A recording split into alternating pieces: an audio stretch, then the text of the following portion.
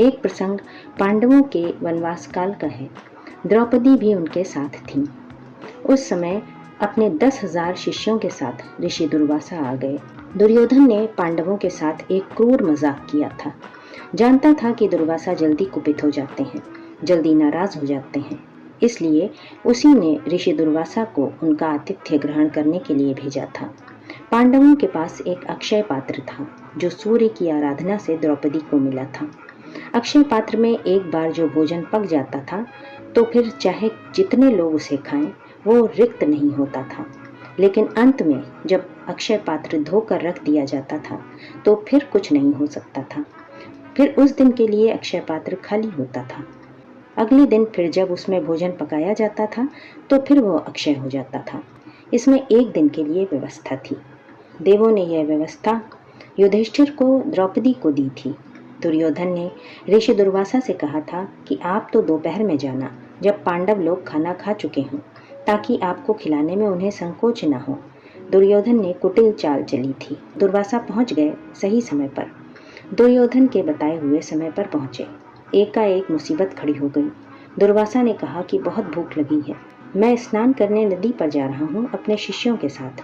हजारों शिष्य थे और लौट करके खाना खाऊंगा। द्रौपदी ने भगवान को पुकारा। भगवान आए और आते ही कहा कि द्रौपदी, मुझे भी बड़ी भूख लगी है, कुछ है तुम्हारे पास? मुश्किल में पड़ गई द्रौपदी और बोली, इसी मुश्किल को हल करने के लिए तो हमने आपको बुलाया था। भगवान बोले, अरे भाई, बर्तन में देखो, अगर कहीं कुछ लगा हो तो। अक्षय पात्र ले आई, कहीं कुछ था ही नहीं उसमें। भगवान ने ढूंढा, चावल के 2 कण पड़े थे। भगवान ने खा लिया। कहते हैं कि उसी से दुर्वासा तृप्त हो गए। चावल के 2 कण के बदले उन्होंने दुर्वासा और उनके शिष्य समुदाय को तृप्ति दे दी। कभी भगवान आते हैं ज्ञान देने, पहले मांगते हैं 2 कण।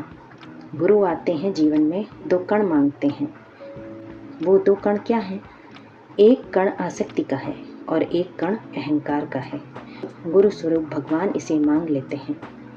महाराज बलि अश्वमेध यज्ञ कर रहे थे। एक के बाद एक यज्ञ हुए जा रहे थे।